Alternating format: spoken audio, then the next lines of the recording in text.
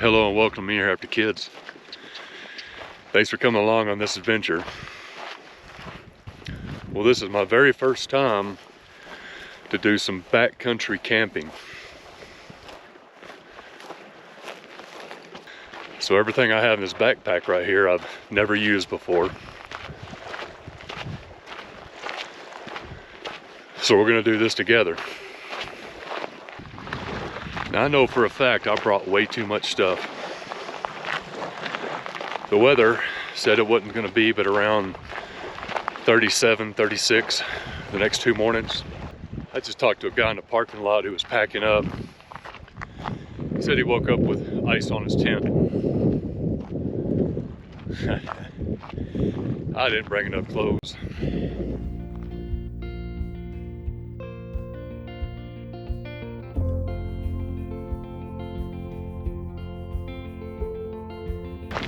And something else, there's been a lot of bear activity right here where I'm at. So I brought some bear deterrents just in case.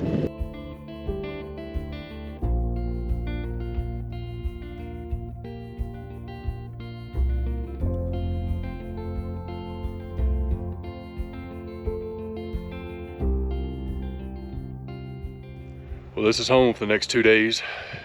Looks like the water's just right there. Need to scout that out and make sure it's good enough to fish. If not, I can go back around to the bay there. Pretty sweet spot. All right, let me try to find a place to start getting set up. Once you get out of the wind, it's not that bad. So hopefully I won't freeze to death tonight. But check out my little tent. That's a little trek pole tent. And you use these trek poles for your tent poles, you might say. That way you don't have to carry around a lot of extra weight. We're going to set it up, see what it looks like.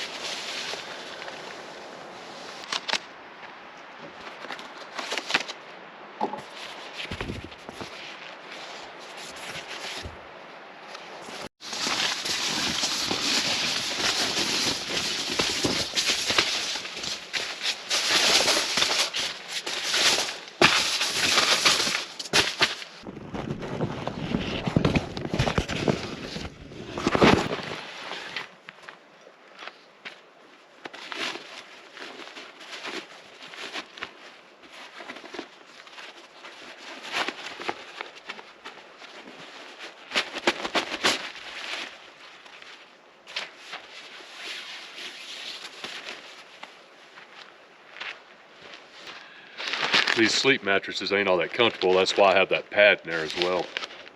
What's cool about these, they say it takes 9 breaths to fill this up in a line. Exactly 9 breaths.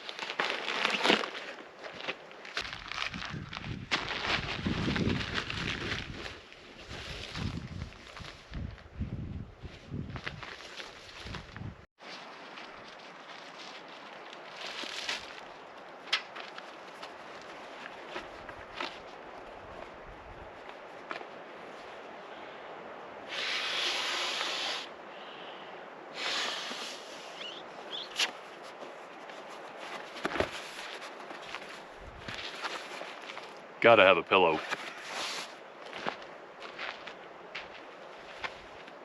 And a pillowcase. Alright, well at least we have shelter. Now, I don't want to bring just a whole bunch of water with me, you know, because it just added more weight. And I'm sure I'm gonna get some hate comments on this is not real backpack camping. But you know, when you got a bunch of new gear like that, you don't want to go extremely too far out if something malfunctions. Right now we're about, I don't know, 3/4 of a mile from the truck. So if something bad happened, I can always get back to the truck in time. You know, I'm not stranded 4, 5, 6 miles back up in the mountains. This is a beautiful spot. But like I was saying, I didn't bring a lot of water with me, so instead I brought my water filter. And that's what we're gonna be cooking with.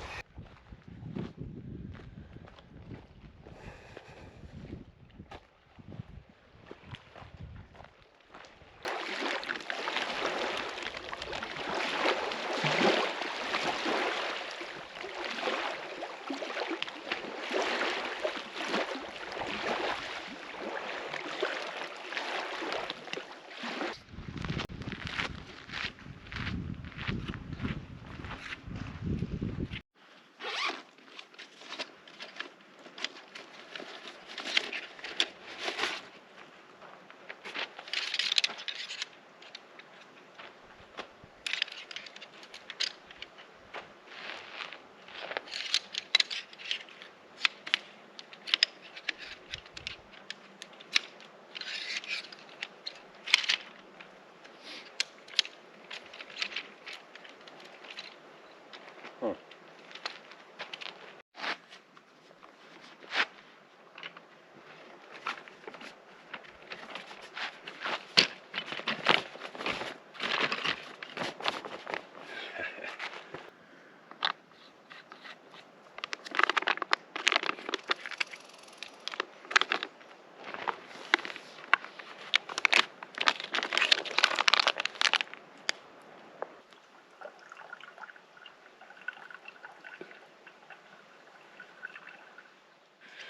I bet 3 liters will get us through. This is a nice little collapsible water jug. And it fits up in this little pouch right here is pretty cool. I bet that'll do. If not, we'll make some more.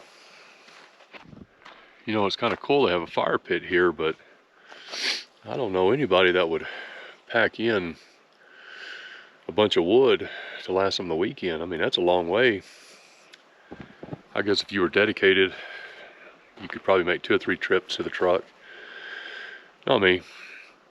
And this place looks pretty pick clean for any scrap wood. We'll go around and take a look anyway. I brought a little Jetboil stove just in case I couldn't find any wood. Anyway, I'm gonna go look around.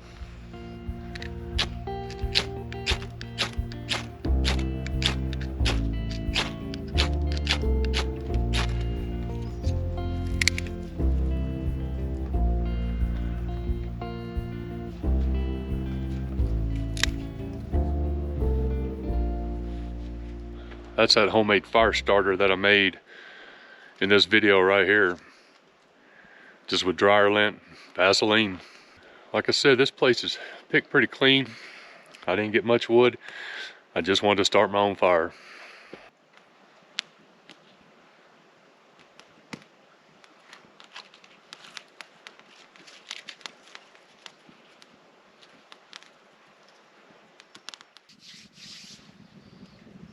You know, there's something comforting about a fire. Even though it's not really cold enough to have one right now, and I don't need to cook off of it because I brought my Jetboil. It's just like it's done. Camp is set up, it's done. And that sense of urgency kind of goes away there for a minute. Maybe that's our primal instinct. Shelter, water, fire. Either way, I'm trifected now. Now it's time to eat. My initial thought is I wasn't going to bring any food with me, and I was only going to eat what I caught. And if I didn't catch anything, I was going to starve. But then I remembered about how lucky I am when it comes to fishing. So I thought I better bring something. So tonight, we're having chicken and dumplings. I've never tried the Mountain House, so we're going to try it tonight.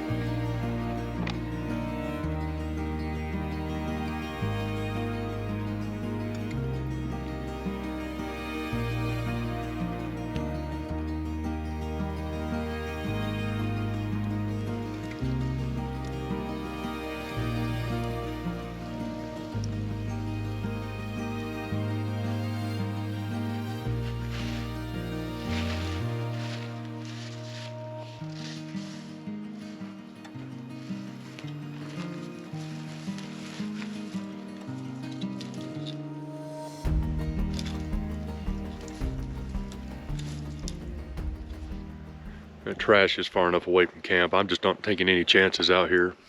There's not many people around this area. You know, in big campgrounds where they say they have bear activity, most of the time all the people and the noise keeps them away, but there's none out here.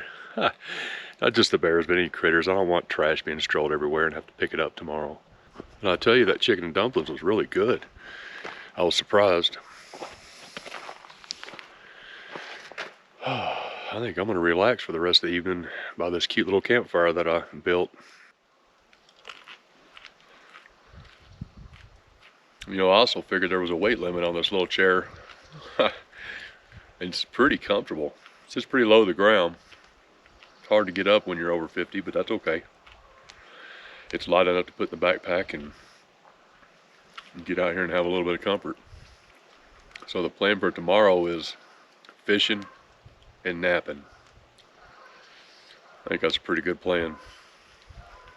It's been a tough week.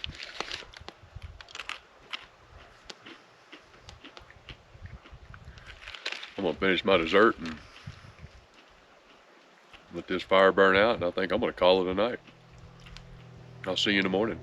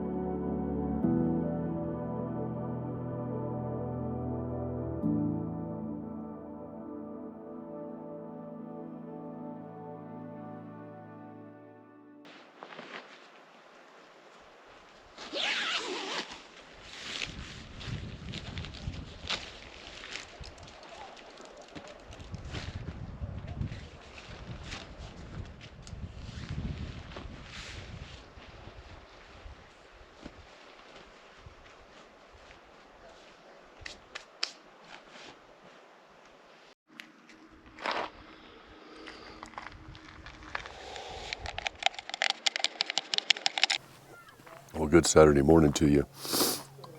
It's cold. It's around 37, 36 degrees. What's funny is I was talking to the wife yesterday. She's down in Texas visiting the grandkids and watching some soccer tournaments this weekend. And she called me and she said I think it was 96 degrees where she was at with a humidity of like 100. Unbelievable.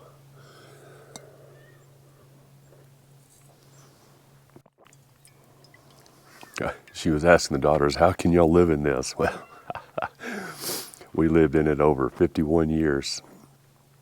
I don't think I could do it again. Man, it'd be tough. And I'll tell you something, you think you got it all planned out and you think you packed everything, you've gone back over it 2 or 3 times, you even made a checklist, you've done everything in the world to make sure you didn't forget anything. And I forgot a coffee cup. And this reminds me that I don't like instant coffee. Anything's better than nothing, right? And I'm sure you're wondering how'd it go last night in that little tent, pretty much on the ground. Well, I've had funner times, let's put it that way. Even though that sleeping bag is made for people over 6 foot, it works. The little pad underneath it, the little foam pad about that thick, absolutely not. And then on top of that, I put the little air up deal. But when you're over 200 pounds, you really need a mattress, and as nothing like the camper, that's for sure. The main idea is knowing that you're not going to have all the comforts of home doing something like this. And I guess if you're prepared for that mentally, then you don't even need a tent. You can just have a bedroll sleeping out underneath the stars. But you know, there's something comforting about being enclosed like that. Not so much for me, because the enclosure of a tent, this is just in my mind now, I feel more vulnerable inside of a tent because, number one, I can't see out like I can camper windows.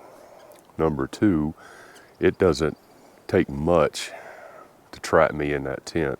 I can't get out of it fast enough. I have to get out of the sleeping bag, scramble around on the ground, try to find my zippers, unzip the zippers, then grab my defense mechanism, then crawl out of the tent to try to get into a fighting stance. So I feel very vulnerable inside of a tent. And they can collapse it down on you, roll you up, and you're done. Nothing you're going to be able to do. And people say campers ain't much better. Well, I agree and I disagree on that, because yes, you can lock the door. I know those doors are easy to get open. You know, a lot of camper keys actually are universal. You can be trapped in your camper, and then they can steal all your stuff and your vehicle if they wanted to. So in the end, it's how secure you want to be and how secure you make your campsite. And this year on our camping adventures, me and her added a lot of security measures to our camping grounds. Number one is because I dummied up and started getting on these YouTube videos and started watching 6 hours of camping horrors, or don't be alone when you watch his creepy camping videos. And so I got addicted to those for a couple of months, and yeah, there's some pretty bad people out there, and animals. So long story short is we upped our security quite a bit at our campsites this year, and we'll show y'all along the way on what all we did. But to finish my thought on the tent, yeah, my back hurts this morning, but I'm upright. One thing about having to crawl in and out of that kind of reminds me of back when I used to drink, how crawl into bed and crawl out, you know, things like that. Well, I didn't drink, but I still had to crawl into bed, so it's kind of funny. Well, I tell you, after that nasty cup of instant coffee, I'm going to get things ready here and kind of get it picked up a little bit, and I'm going to head down and do some fishing. So y'all hang around. Let's see if I can catch anything.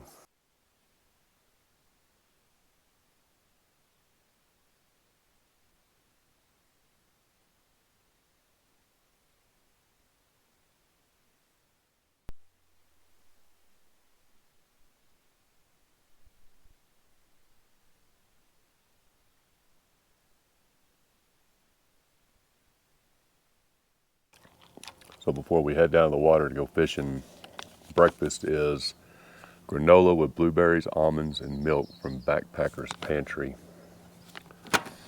So far, so good. I mean, not bad at all. I mentioned earlier the wife was in Texas with the grandbabies, and I bet you wonder why I'm not there. Well, funny story, I was there a couple of weeks ago, all week for work, and then last Friday I flew back in and drove to Hays, Kansas to do a wedding. And I'm tired of traveling, and I can really tell a difference. I've been less than 2,000 feet of elevation for a week and a half, and I get back up here and I'm sitting at 8,600 right now. Whew. And it's getting to me. Plus it doesn't help that while I was in Texas I got a chest cold. And it got so bad I even tested for COVID just to make sure. Either way, we're still on the mend, so that could be another reason. Wow, this is truly amazing right here. We're gonna wet a line in this area just for a few minutes. This is almost like its own little blue lagoon, you might say.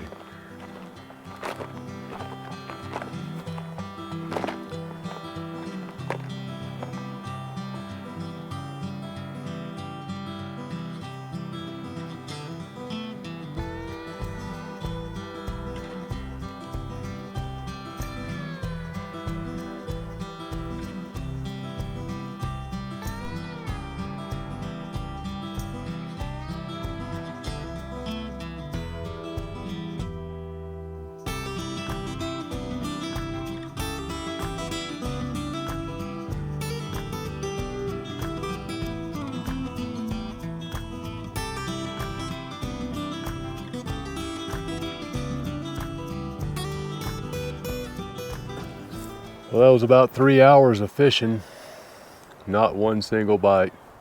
I'm kind of glad I brought food, because I dang sure ain't gonna eat anything I caught, and I knew that.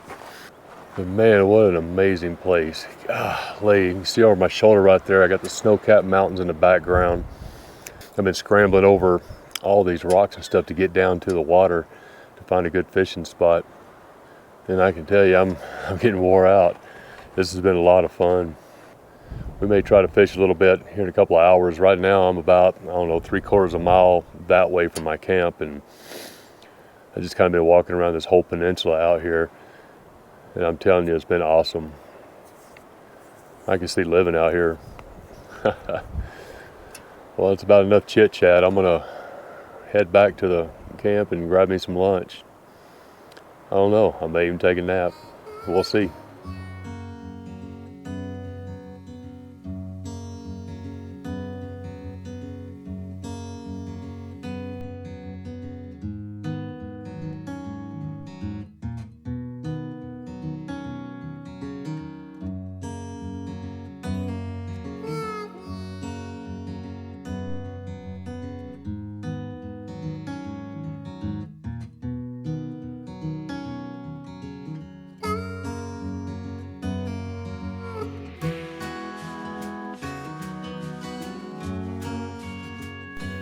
Well, there's been a slight change of plans.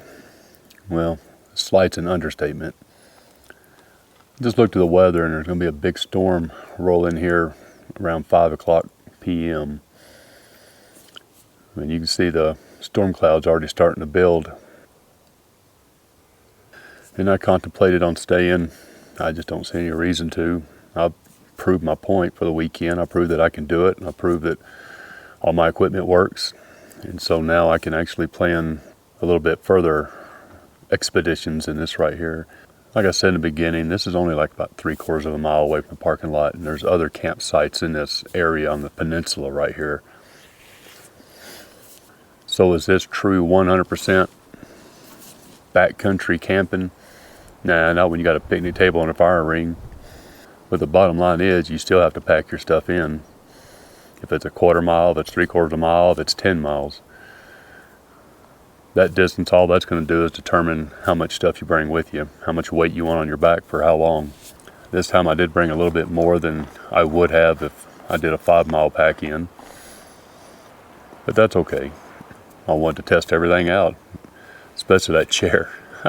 I'm surprised it held my big old butt up, I tell you that. As bad as I hate to, I'm going to start packing all this stuff up. But the takeaway from this is all my gear works and I like it. You know, I've recently purchased this big 100-liter backpack because I had an 80-liter and it wasn't big enough. And if I do these little short ones, even the 100-liter is not big enough. You know, you saw me carrying that little bag around that had some of my clothes in it and my camera gear. I don't know how much bigger a backpack they make or if you'd even want one. But this place has just been awesome, hasn't it? Man, just the views, it's just stunning. This place has multiple campgrounds all around the reservoir here, and we have another one booked for the camper. I think the end of October. We're going to do a little bit of winter fishing, and hopefully I'll do a little bit better luck than I did this time. But that campground is all the way on the other side, and when I leave here, I'm going to go scope it out to see if it's going to be a good spot and what all I need to bring for that kind of recon mission, you might say. Well, if you stayed with me this far, I really appreciate it. I want to welcome all the new subscribers. We have a lot planned this summer. My goodness, man, we're going to be camping every weekend or doing something. It's going to be packed. I'm going to be exhausted. I'm going to need the winter off, I can tell you. But I hope I got about 30 minutes worth of video. If not, I'll just play a bunch of music at the end to make it 30 minutes. Who knows? Anyway, man, I can't stress this enough. Just leave these places better than you find them. I mean, we're the only ones that's going to protect this for our next generation. And if I don't see you on the trail, I'll see you down the road.